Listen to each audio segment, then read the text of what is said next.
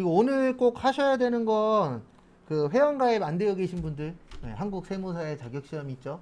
거기 사진까지 다 해서 회원가입 꼭 오늘 해 놓으시고, 그 다음에 내일은 이제 24시까지 버티셨다가 밤에 접수하고, 내일 모레인데 내일 24시 땡땡이 열려서 이게 되게 안 좋아요. 저도 시험 접수도 해보고 운동장도 막 땡땡시 열리는 데 있거든요. 그러면 땡땡시까지 눈 뜨고 부릅 뜨고 버텼다가 땡 하면은 그 시간에 우르르 들어가고 우르르 접수하는 시스템이라 꼭 서버 막 다운되고 막 별의별 일 다 생겨요. 그래도 참고 하셔야 됩니다. 그래서 단톡방에 지금까지 보면 제일 많이 올라오는 말이, 저도 그 말에 동의는 합니다. 이 시험을 이렇게까지 해서 접수해야 돼요 라고 얘기하시는데 선착순이라 어쩔 수가 없어요. 그러니까 다른 시험처럼 그냥 다 받은 다음에 나눠주는 제도면은 오히려 이렇게 힘들게 안 해도 되는데, 시험 자체가 그냥 선착순으로 본인이 원하는 거 찍으세요, 이런 제도라 좀 그런 부분은 좀 안 좋긴 합니다. 그 다음에 403페이지 보시면 기부금 세액공제라고 있는데요. 기부금 세액공제는 나이는 상관없고 소득만 보시면 돼요. 돈만 원 벌면 상관없고요. 그 다음에 정치자금 기부금은 본인만 가능합니다.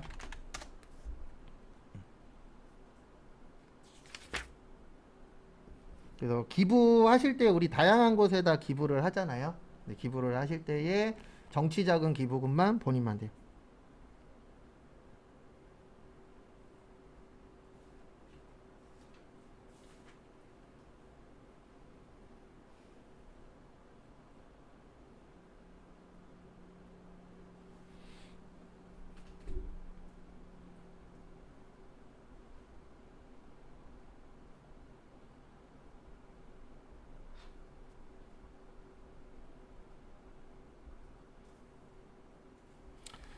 그래서 참고하시고요. 그래서 기부금 공제에서는 일단 요거는 알고 계셔야 돼요. 정치자금 기부금은 내 것만 됩니다.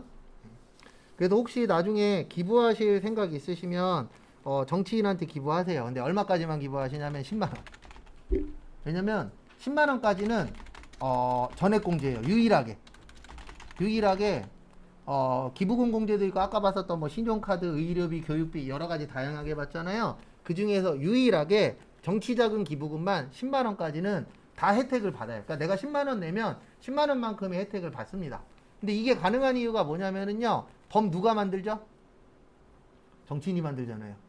정치인들이 자기들 유리하게 10만 원까지는 다 돌려받게끔 세팅을 해놨어요. 그래서 혹시 뭐 좋아하는 정치인이 있으시면은 1년에 많이는 하지 말고 10만 원까지 하세요. 그러면 내가 내야 되는 세금에서 10만 원 다 혜택 받을 수 있어요. 유일무이해요. 없어요. 나머지는 뭐 100만 원 낸다 그래서 100만 원만큼 다 돌려받고 이런 거 하나도 없어요. 유일하게 정치자금 기부금만 10만 원까지는 다 돌려줍니다. 110분의 100인데 결론은 소득세 99,909원 나오고 지방소득세 9,091원에서 10만 원 돼요. 딱.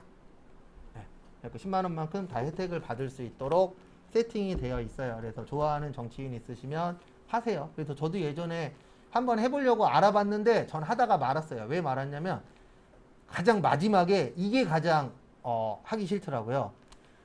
당원에 가입을 해야 기부를 할 수 있대요. 근데 난 당원에 가입할 정도로 막 열렬한 지지는 없어서, 그래서 그냥 좋아하는 정치인은 있어서 10만 원까지는 되니까 한번 해볼까? 라고 알아봤는데 당원에 가입해야 된다 그래서 그냥 안 했어요. 근데 또 이제 관심 있는 분들은 하시면 돼요. 그 다음에 405페이지 저기에다 밑줄 치세요. 월세액 세액공제. 월세액에서는 키포인트는 두 가지예요. 하나는 뭐냐면 무주택자. 집 있는 사람은 월세액 세액공제 안 해줍니다. 그래서 무주택자여야 되고, 그리고 또 하나는 7천만 원 이하여야 돼요.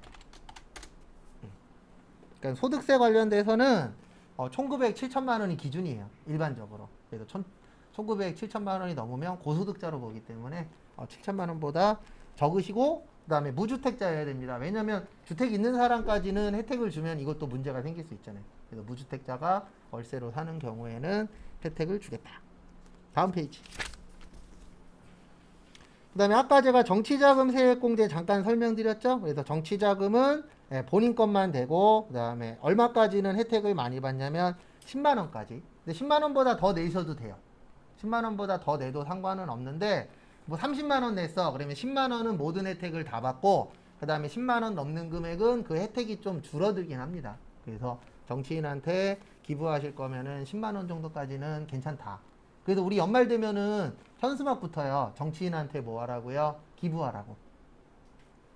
현수막이 곳곳에 붙습니다. 그러면 얼마까지만 하세요? 10만 원까지만. 10만 원 넘으면 혜택이 줄어들어요. 그 다음에 407페이지 이제 조금 남았어요.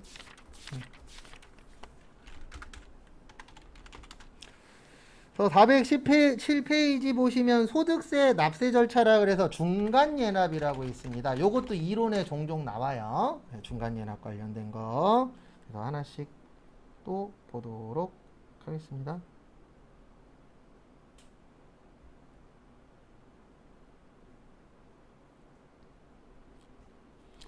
그래서 앞에 보시면은요, 중간예납은 어떻게 하도록 되어 있냐면 1월 1일부터 6월 30일까지. 그러니까 1년의 반이에요. 1년의 반을 이제 계산해서 내도록 되어 있는데 직접 계산하는 건 아니고요. 요 6개월치를 내도록 되어 있는데 이것도 고지납부예요. 그래서 고지서로 날라옵니다.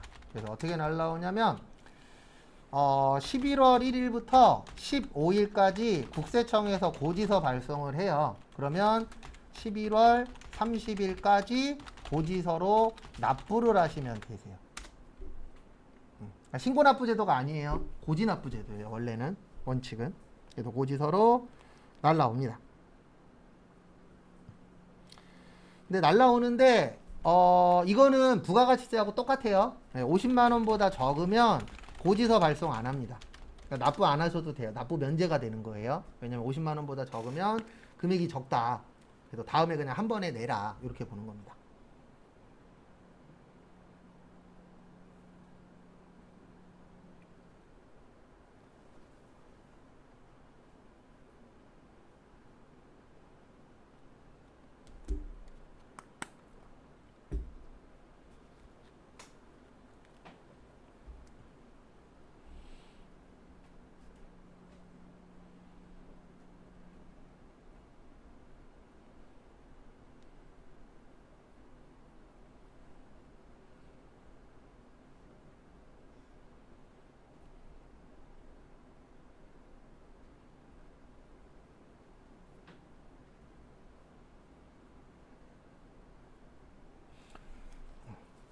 그리고 이렇게 생각하시면 돼요. 우리 부가세는 과세기간 종료일로부터 며칠이었죠? 25일이었죠? 소득세는 과세기간 종료일로부터 얘는 5개월이에요. 5개월. 그래서 원래 소득세는 내년 5월 달에 신고하는 거예요. 그래서 우리 중간이라는 게 반이잖아요. 그래서 1년의 반이니까 6월 달이에요. 그래 6월 마지막 날로부터 몇 개월이요? 5개월이라고 생각을 하시면은 계산하시는데 조금 더 도움이 되실 겁니다. 그래서 원래 우리 과세 기간은 12월 31일까지잖아요. 그러면 그 후로 5개월이니까 소득세는 5개월이라고 계산을 하시면 좀 더 이해는 되실 것 같아요.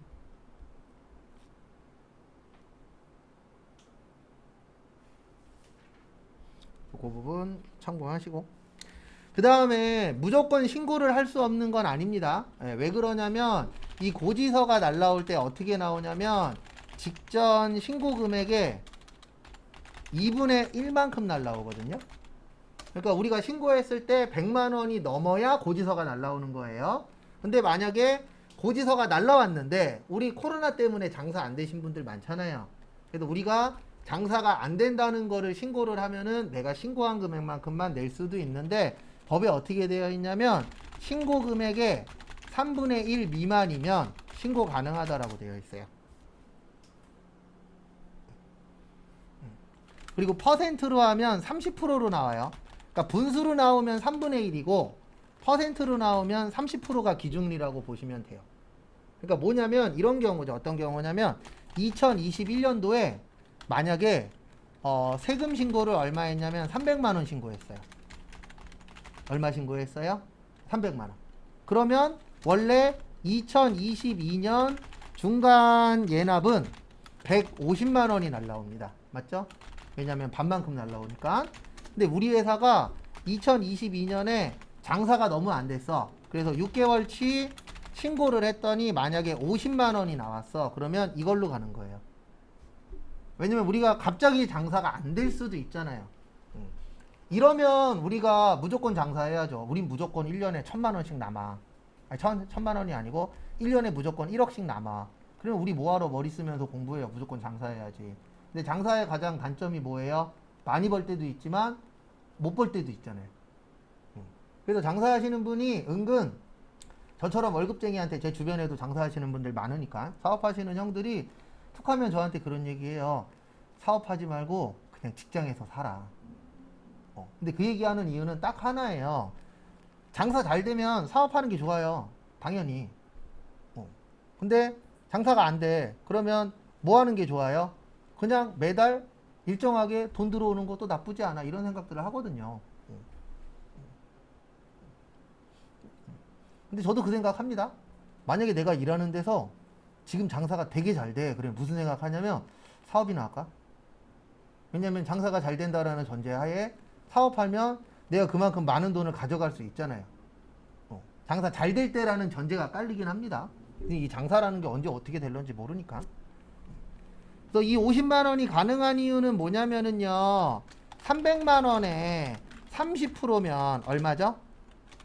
30%면 90만 원이잖아요. 그래서 90만 원보다 적으면은 내가 신고한 거를 국가에서도 인정을 해주는 겁니다. 왜냐하면 이 사람이 50만 원 나왔다는 얘기는 결론은 과거보다 장사가 많이 안 된 거잖아요. 네. 그러면 무조건 신고 안 됩니다. 이렇게 만들어 놓으면 이제 반대급부가 생길 수도 있기 때문에 30%보다 적은 금액이면은 신고는 받아줍니다. 왜냐면 갑자기 장사라는 게 뭐 해외 때문에, 해외 영향 때문에 올해 같은 경우에 뭐 갑자기 전쟁 났잖아요. 네, 그거에도 영향 있는 업체들이 있어요, 없어요? 있죠. 그래서 장사라는 건 언제 어떻게 될런지 모르는데 참 그게 어려워요. 언제 잘 될지도 모르잖아요. 언제 안 될지도 모르고. 그러니까 버티기 싸움인데 버티려면 뭐가 있어야 돼요? 돈이 있어야 됩니다. 그래서 주변에서 이렇게 사업하시는 분들 얘기 들어보면 무조건 큰 게 좋은 건 아니에요. 왜냐면 요번에 코로나 때문에 문 많이 닫았잖아요. 근데 은근 문 많이 닫은 곳 중에서 큰 데가 문 많이 닫았어요. 오히려 작은 데보다. 왜냐면 큰 데는 한 달적으로 나가는 고정비가 어마무시하잖아요. 만약에 월세만 5천만 원이야. 한 달에. 그럼 아무것도 안 해도 월세 얼마 나가는 거예요? 5천만 원 나가는 거예요.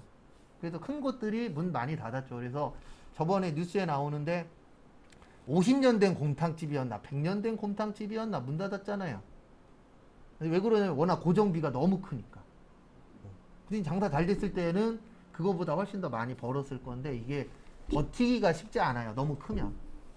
그래서 뭐든지 다 장단점은 있습니다. 작아서 좋은 점이 있고. 근데 작은 회사의 단점은 뭐냐면 돈이 부족하니까 이거 하면은 돈 벌 수 있다라는 걸 아는데도 못하는 경우들이 있어요. 왜냐하면 그게 돈이 많이 들어가는 거야. 이럴 수도 있으니까. 그래도 돈을 많이 투자하면은 그만큼 가져갈 수 있는 게 커지긴 합니다. 근데 조금 투자하면은 내가 가져갈 수 있는 것도 작아지긴 하는데 그건 이제 본인 성향에 맞춰서 하시면 돼요. 그래서 저 아시는 분들도 보면 어떤 분들은 좀 크게 하시는 분 있고 근데 그분의 이제 장점은 벌 때 많이 버는 대신 이제 지금처럼 이제 힘들 때에는 또 나가는 돈이 많고 좀 작게 하시는 분은 가져가시는 거는 적긴 하지만 요번처럼 이제 좀 크게 흔들릴 경우에는 버틸 수 있는 기반은 훨씬 더 높긴 하죠. 혼자 하니까. 인건비만 안 나가도 세이브 되는 거 많잖아요. 그러니까 뭐든지 다 장단점은 있어요. 그 다음에 408페이지 잠깐 보시면은요. 거기 보시면은 중간 예납 절차라고 있는데 원칙은 고지납부입니다. 그래서 제가 아까 이렇게 적어드렸죠. 어디 갔어? 11월 1일부터 며칠까지요? 15일까지는 고지서 발송을 합니다. 그러면 그 고지서를 받으셔서 말일까지 뭐 하면 된다고요? 납부를 하시면 되는 제도세요. 그래서 그거 참고하시고.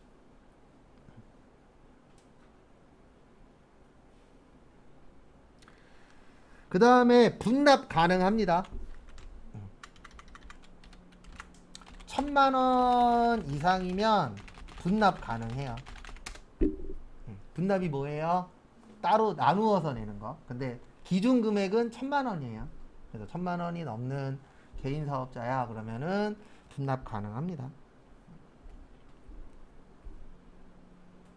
이상이 아니고 죄송합니다. 초과예요. 초과. 거기 408페이지 동그라미 2번 예외에 있어요. 중간 예납세액이 1,000만 원을 초과하면 가능하다.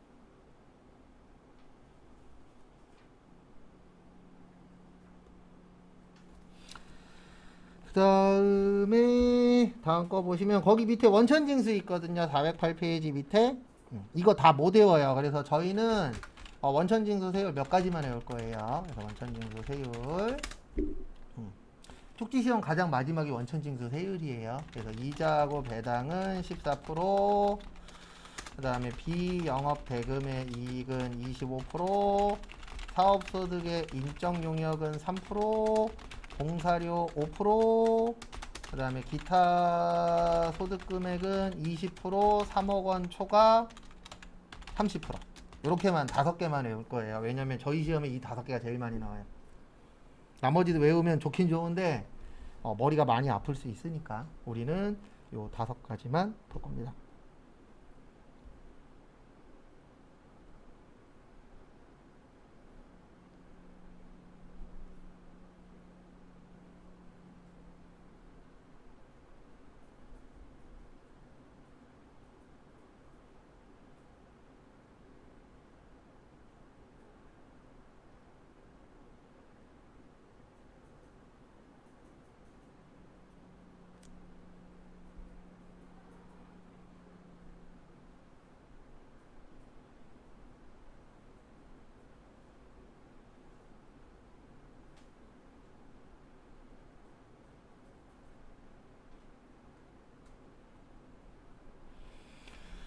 그래서 요거 잘 봐두시고요. 그 다음에 409페이지 원천징수세액의 납부라고 있는데요. 원천징수는 그냥 이렇게 생각하시면 돼요. 다음 달 10일까지 납부입니다. 신고 및 납부.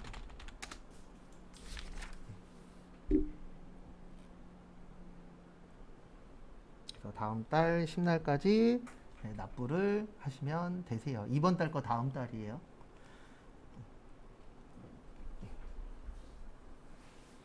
그래서 제가 그랬죠. 월급날이 10날인 회사들이 있다고. 원천징수하고 연관성이 있습니다. 그래서 지금이야 은행 가서 직접 납부를 안 하니까 상관이 없는데 과거에는 이런 말이 있어요. 10날하고 25일날은 은행 가는 거 아니라고.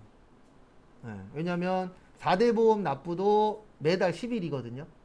원천징수도 매달 10일이에요. 그래서 지금이야 이제 인터넷이나 이런 쪽으로 납부를 하니까 상관이 없지만 예전에 무조건 은행 가야 될 때는요. 10날 가면은 회사 직원, 여직원분들이 죄다 있어요. 왜냐면 기다렸다가 돈 내야 되니까. 그래도 9일, 10일 막 요런 전후에는 은행 가는 거 아니라 그랬어요. 25일도 그렇고. 왜냐면 25일날 부가가치세 내야 되잖아요. 그러면 주변에 특히 회사들 많은 지역에 있는 은행들은 진짜 사람 많아요. 근데 뭐 지금이야 인터넷으로 내니까 상관없죠. 그 다음에 410페이지 확정신고의 면제에다가 별표 2개 치세요. 여기도 종종 시험 문제에 출제됩니다. 그러니까 신고 면제의 뜻은 신고 안 해도 된다는 뜻이죠. 면제가 안 해도 되는 거니까.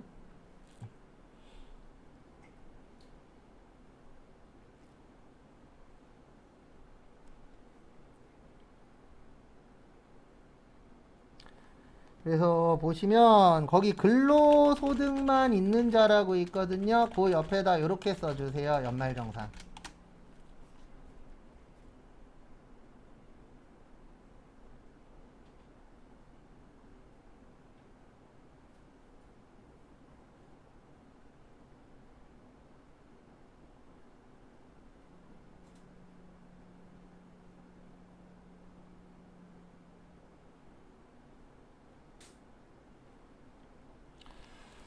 그 다음에 공적 연금 소득만 있는 자라고 있죠. 그 옆에다가도 이렇게 적어주세요. 연말정산. 그러니까 이 확정신고의 면제를 받으려면 둘 중에 하나여야 돼요. 연말정산 아니면 분리과세. 왜냐면 연말정산은 연말정산으로 끝나는 거고 분리과세는 세금 내면 끝이거든요. 그래서 이거는 확정신고를 할 필요가 없어요. 왜냐면 그 전에 이미 다 신고가 다 끝났기 때문에.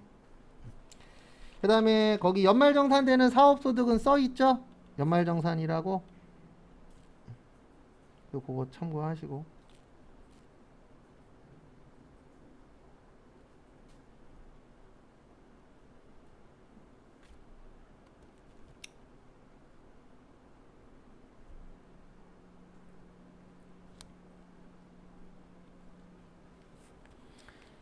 그 다음에 거기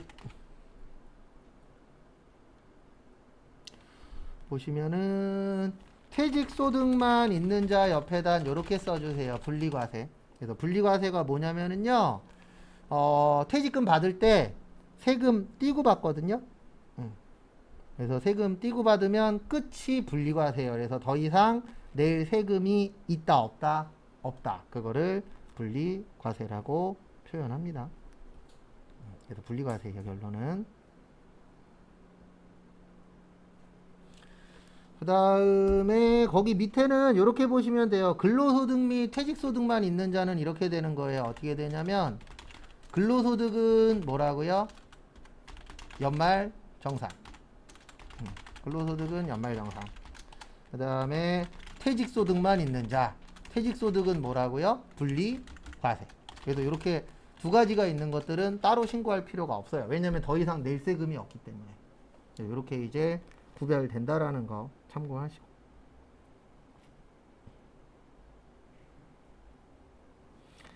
그 다음에 410페이지 밑에 보시면 과세표준 확정신고기한이라고 있거든요. 요건 외울 겁니다. 그래서 우리 소득세는 이렇게 되어 있어요. 1월 1일부터 12월 31일까지 1년치를 내년 5월 31일까지 신고 및 납부하셔야 되고요. 그 다음에 예외는 두 가지밖에 없습니다. 사망하거나 뭐 할 때요.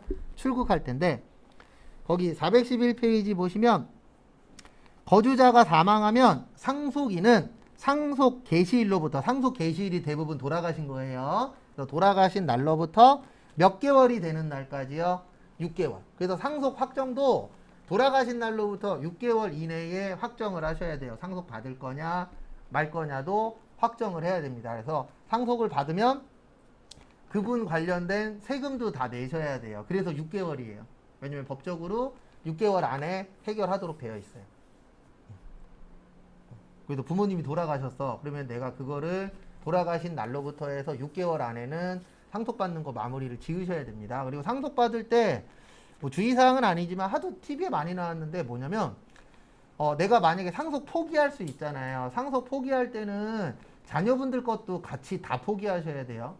왜냐면 이게 과거에 실제 있었던 일인데 한 아이가 한 초등학생 한 5, 6학년 정도 되는 이제 아이가 있었는데 부모님은 돌아가셔서 조부모님 밑에서 할머니 할아버지 밑에서 이제 살고 있는 초등학생이 있었는데 큰아빠인가 어쨌든 작은아버지인가 삼촌인가가 돌아가셨어요.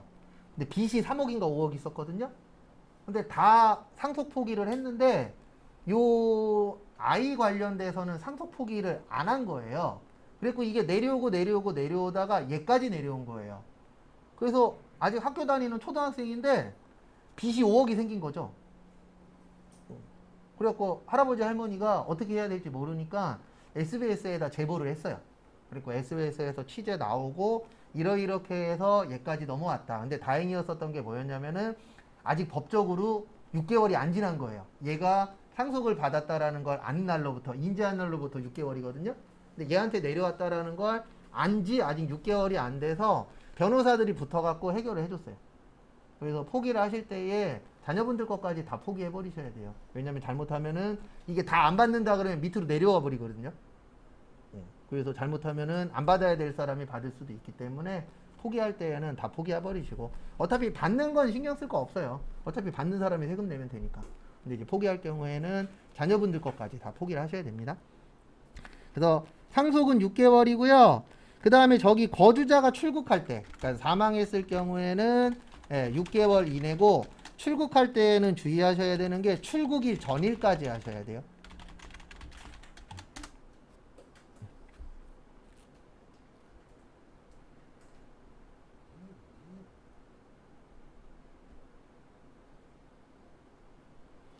언제까지 하셔야 된다고요? 출국일 전일까지. 출국일 당일이 아니라 전날까지 하셔야 됩니다.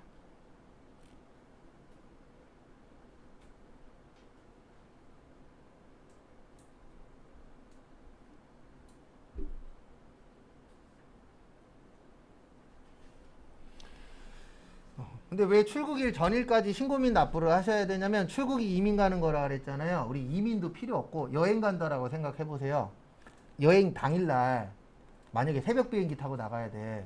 그러면 신고 못 하잖아요. 신고하기 쉽지 않죠. 맞죠? 그래서 당일날까지 신고하는 게 아니고 전날까지 신고도 하고 모두 해라. 납부도 해서 마무리 지어라. 왜냐면 당일날 나가야 되니까 그거 준비하느라 정신 없잖아요. 그러면 신고 및 납부 안 할 수도 있어요? 없어요?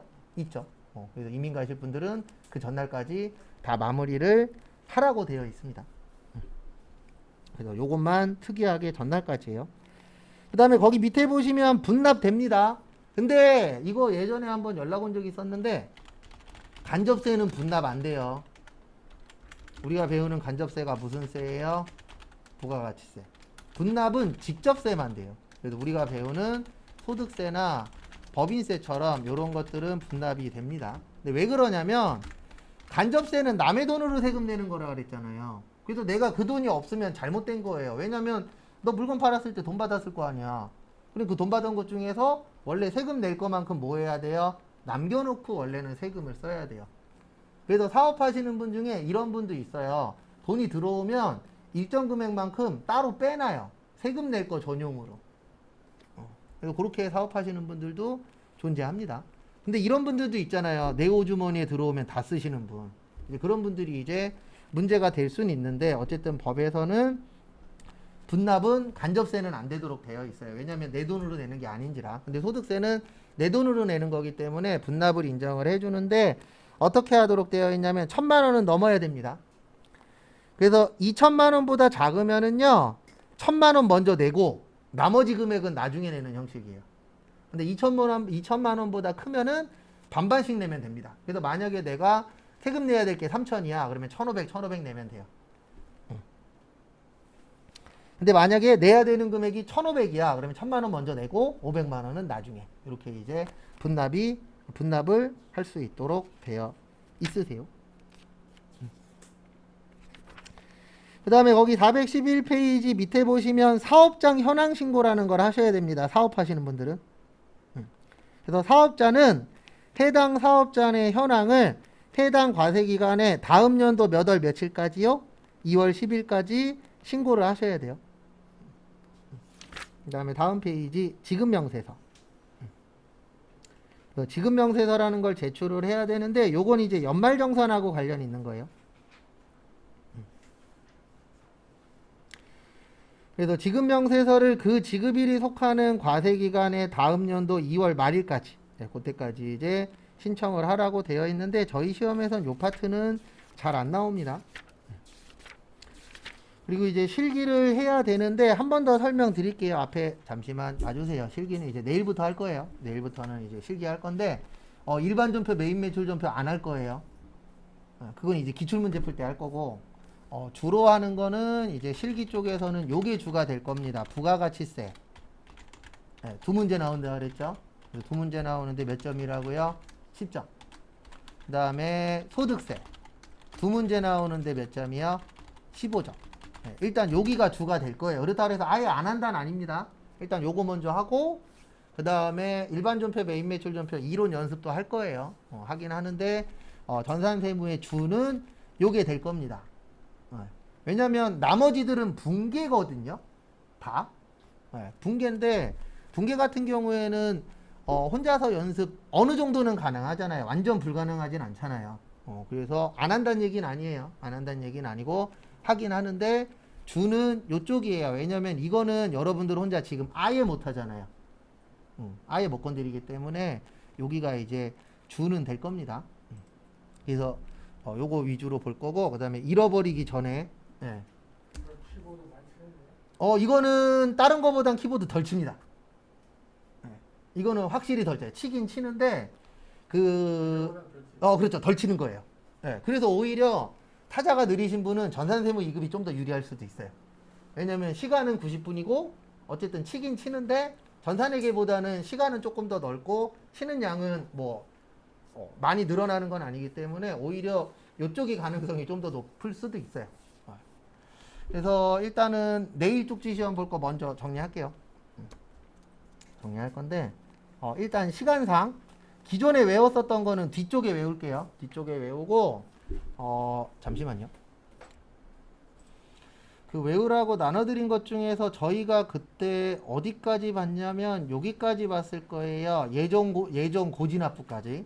그래서 저희가 내일 볼 거는 일단 여기를 볼 겁니다. 그렇다고 해서 앞에 부분 안 본다는 아니에요. 보는데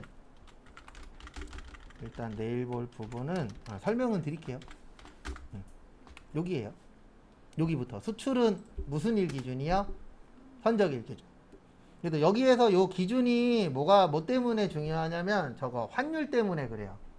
왜냐면 우리 외화는 다 알겠지만 오늘 환율하고 내일 환율하고 같아요, 달라요? 달라요. 그래서 올라갈 때 있고 떨어질 때 있고 왔다 갔다 하다 보니까 기준이 필요하거든요. 그래서 수출은 선적일 기준이고, 그 다음에 선적일보다 환가일이 빠를 수 있어요. 환가가 뭐냐면 환전일이에요. 그래서 환전일이 빠르면은 무슨 일로 바뀌는 거예요? 환가일로.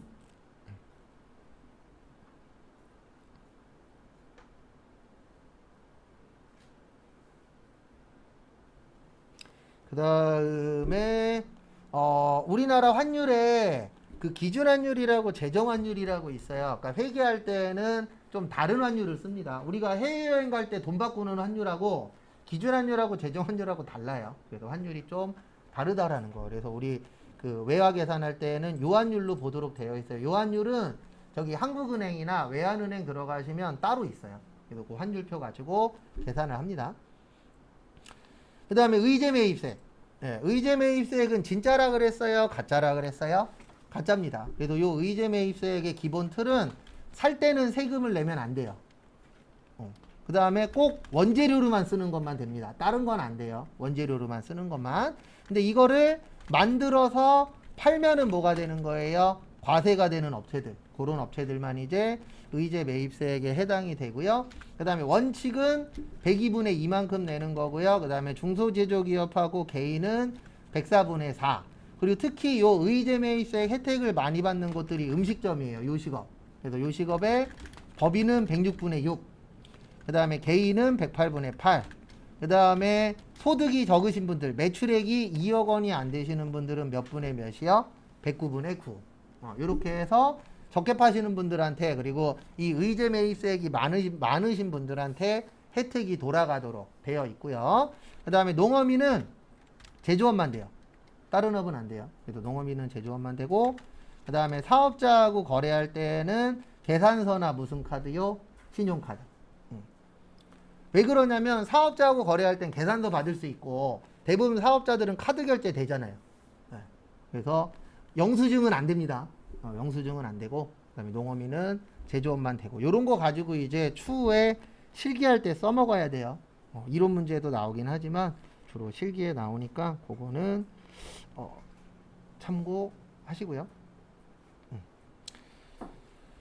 그 다음에 내일까지 해오실 숙제가 하나 있어요. 요거 암기 말고 이거 전산회계 1급 관련된 건데, 전산회계 1급 관련돼서는 여기까지만 숙제 내드리고 이제 더 이상 다른 숙제는 별도로는 안 내드릴 거예요. 그리고 제가 분명히 설명드렸죠. 지금 저희가 전산회계 1급을 이제 앞으로 거의 못해요. 세무 쪽에 어쨌든 시간 투자를 많이 해야 되니까. 그래서 못해도 이틀에 하나씩은 풀어보셔야 돼요. 기출문제. 못해도 해요. 당연히 하루에 하나씩 풀면 제일 좋긴 한데 난 시간이 거기까지는 안 돼. 그러면 최소한 이틀에 하나씩은 꼭 푸셔야 됩니다. 그래서 숙제는 뭐냐면 이거 메인 매출 전표랑 하는 방식 똑같아요. 교재 뒤쪽에 보시면 페이지 수 적어드릴게요. 교재 뒤쪽에 보시면 저기 페이지면 460페이지부터 어디까지 해오는 건 본인 맴입니다. 460페이지부터가 기출문제예요. 문제 6번이 조회예요. 뭐라고요? 문제 6번이 조회예요. 그래서 그 문제 6번만 저번에 우리 메인 매출 전표할 때 이거 쓴 적 있죠? 뭐 매출의 과세니 쓴 적 있어요? 없어요? 있죠. 그것처럼 조회인데 저것만 적어서 주세요. 얘는 뭐 금액 때문에 부가세 신고서야 이런 거 있어요? 없어요? 있죠. 네, 그것만 적어서 주시면 제가 어느 정도 파악하고 있는지 확인해서 헷갈리는 것들은 정리를 좀 해드릴 테니까 조회만 해서 주세요. 미리 설명드리는 이유는 제가 꼭 마지막 되면 깜빡깜빡 해갖고 해야 되는데 미리 좀 설명을 드린 겁니다. 그래서 그 부분 참고하시고 그 다음에 이제 내일부터 실기 관련돼서 좀 설명을 드릴게요. 그래서 전산세무 2급은 회계 1급은 기출문제 뒤에 내용 있고 저희가 그래도 몇 번 풀어봤으니까 대충 큰 틀은 아실 거고 세무 2급은 이론 15문제 나온다 그랬죠? 그 다음에 기초정보관리 안 나와요. 뭐 거래처 등록 이런 거 있잖아요. 없고 바로 일반 전표 5문제 나옵니다. 근데 일반 전표는 어차피 분계니까 따로 조금씩 전산회계 1급 공부하면은 요거 연습해요. 전산회계 1급 미리 풀고 계시고 그 다음에 메인 매출 전표 5문제 나옵니다. 그리고 이거는 알고 계셔야 돼요. 일반 전표가 메인 매출 전표보다 어려워요. 적응하시면. 근데 왜 일반 전표가 어렵냐면 일반 전표는 알고 있어야 되는 개정 과목이 무궁무진하게 많거든요. 근데 얘는 어차피 나와봤자 맨날 똑같아요. 매출의 과세 아니면 매입의 과세 아니면 매입의 불공 이런 식으로 틀이 정해져 있기 때문에 그 틀만 정리되시면 이쪽이 더 개수가 더 많이 나와요. 그리고 얘는 복불복이 될 거예요. 내가 아는 게 많이 나오는 날은 개수가 많이 나왔다가 내가 모르는 게 많이 나오는 날은 개수가 줄다가 여기는 좀 오락가락 할 겁니다. 전산회계 1급도 그렇고 세무도 그렇고 어쩔 수가 없어요. 왜냐면 얘는 틀이 없어요. 얘는 말마다 하나 무한대로 만들 수 있어요. 근데 얘는 나올 수 있는 게 정해져 있어요. 매출 과세니 매입 과세니 정해져 있잖아요. 그 틀에서 벗어나면 무조건 모두 정답이기 때문에 문제 많이 풀면 많이 풀수록 얘는 개수가 올라갈 거예요. 그리고 얘는 왔다 갔다 할 거예요. 그게 잘못된 거 아닙니다. 그 다음에 이제 부가가치세 2문제 나온다 그랬죠. 근데 요거는 안 했던 거니까 저희가 이쪽에다가 힘을 실을 거고 그 다음에 결산 5문제 나오는데 결산은 요번 주에 숙제가 한 번 더 나갈 거예요. 그래서 그거 보고 그 다음에 좀 더 숙제를 몇 번 더 할 건지 그거는 아니면 결산 따로 하루 정도 더 풀 건지 그거는 좀 숙제 하시는 거 보고 그때 정하면 되고 그 다음에 이제 소득세인데 원천징수 관련된 거예요. 그래서 여기가 이제 2문제.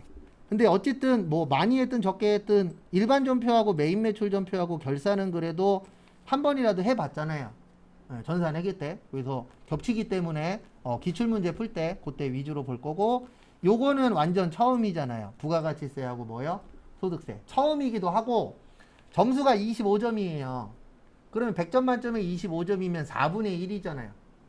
근데 이거는 여러분들 혼자 집에서 연습하세요. 그러면 아예 손을 못 대잖아요. 이론이야 뭐 찍든 모르라든 할 수 있지만. 그래서 어쩔 수 없이 부가가치세하고 소득세 관련돼서 시험 볼 때까지 좀 많이 시간 투자를 할 거예요. 그리고 이쪽이 쉬워요. 이쪽 어려워요. 근데 그 이유는 뭐냐면 여기는 4개 중에 2개 나오거든요. 그러니까 연습하면 보던 게 또 나오고 보던 게 또 나와요. 이쪽은 그나마. 그래서 얘는 연습하면 연습할수록 느는데 여긴 복불복이에요. 왜냐면 15개 정도에서 2개 나와요. 근데 우리가 15개를 다 완벽하게 할 수가 없어요. 구조상. 그래서 문제는 계속 푸는데 아마 문제 풀다 보면은 어느 정도 갈릴 거예요. 어떻게 나눠지냐면 내가 잘하는 문제, 못하는 거 이렇게 양쪽으로 확연하게 갈릴 거예요. 그래서 시험장 갔을 때 내가 잘하는 쪽이 나오면 붙을 확률이 올라가는 거고 이건 어쩔 수 없어요. 왜냐면 사람마다 잘하는 게 다 달라요. 어떤 사람은 A를 잘하고 어떤 사람은 B를 잘하고 다 달라서 그래서 간단하게 좀 보여드리면 요거 다 설치하십시오. 교육용 설치하시고 그 다음에 여기 잠깐만 봐주세요. 설치하신 다음에 요거 하나 좀 확인 좀 해주세요. 뭐 하나 확인하시냐면 여기 위에 보시면 최신 버전이라고 있거든요. 여기가 깜빡깜빡 거리시는 분들은 요거 눌러서 최신 버전으로 바꿔주셔야 돼요. 그러니까 지금 제 것처럼 이렇게 깜빡깜빡 하죠. 네, 그러면은 요거 눌러서 최신 버전으로 바꿔주셔야 돼요. 왜 그러냐면 회계는 상관없거든요. 회계는 9버전이나 신버전이나 상관이 없는데 세무부터는 옛날 버전으로 문제를 푸시면 모양이 달라요. 약간씩. 그래서 우리가 나중에 뭐 기출문제 많이 풀면 옛날 것도 풀 건데 옛날 거랑 지금 거랑 위치가 달라요. 왜냐면 세법이 계속 바뀌기 때문에. 그래서 저희는 어쨌든 오래 봐야 되기 때문에 2022년도 여기 위에 제 것처럼 깜빡이시는 분들은 요거 누르시면 얘가 알아서 다 해줘요. 겁나 쉬워요. 뭐 누르고 할 필요도 없어요. 그냥 가만히 계시고 여기 확인 버튼만 눌러주시면 컴퓨터가 알아서 깔거든요. 그래서 요거 실행했을 경우에 요 위에 제 거 지금 깜빡깜빡 안 하죠. 네, 요러면 안 깔면 되고 여기 깜빡깜빡 하시는 분들은 까세요. 그리고 여기 위에가 2022가 2022년이거든요. 그래서 0823의 뜻이 뭐냐면 8월 23일 날 바꿔놨다는 얘기예요. 그러니까 저번 주에 바꿔놓은 거예요. 그래서 아마 집에 미리 설치하신 분들은 여기 위에 누르셔서 꼭 최신 버전으로 바꿔주십시오. 왜냐면 단계 문제가 아니고 최신 버전이 아닐 경우에 실기 연습할 때 위치가 좀 다르게 뜰 수도 있어요. 그래서 꼭 최신 버전으로 바꿔주시고 그 다음에 제가 저번 주에 전산세무 2급 기출문제 보냈죠. 그래서 집에서 요거 꼭 해놓으셔야 돼요. 내일도 줌으로 들으시는 분들은 여기 2022년 패스1 있었죠. 요거 설치 못하신 분들은 설치하시고 그 다음에 집에서 연습하실 분들도 요거 꼭 설치를 해놓으셔야 됩니다. 그래야 집에서 연습이 가능하세요. 그래서 전산회계 1급과 전산세무 2급의 가장 큰 차이점은 전산회계 1급은 옛날 거 혼자 풀어도 돼요. 왜냐면 법 바뀐 게 몇 개 없으니까. 근데 전산세무는 되도록이면 수업 시간에 같이 푸셔야 될 거예요. 근데 그게 딴 것 때문이 아니고 옛날 거 답지도 틀린 게 있거든요. 왜냐면 옛날 거니까 국법으로 되어 있잖아요. 근데 저희는 2022년도에 맞춰서 신법으로 공부를 해야 되기 때문에 답지 봤더니 뭔가 이상해. 그러면 바로바로 질문하세요. 그러면 이제 그거 확인해서 바로바로 알려드릴게요. 그래서 뭐 나 집에서 공부하고 있는데 뭔가 이상한 것 같아. 그러면 저번에 설명드렸잖아요. 그 사진 찍어갖고 아니면 몇 회에 몇 번 이런 식으로 보내주세요. 그러면 제가 확인하는 대로 바로바로 답 달아서 전달해 드릴게요. 그래서 내일부터는 실기할 겁니다. 그래서 실기할 거니까 그거 참고하시고 그리고 내일 오셨을 때 요거 열어주시면 돼요. 여기 오셔서 정상적으로 설치하시면 여기 전산세무 2급으로 꼭 바꾸시고 전산세무 2급에 2200이에요. 그래서 내일부터 이제 별도의 제가 얘기 없으면은 2200번으로 들어오시면 됩니다. 우리 전산회계 1급 때에는 3300번이었잖아요. 전산세무 2급은 2200번으로 되어 있더라고요. 그래서 내일부터 요거 가지고 실기 연습을 해보도록 하겠습니다. 마무리하세요.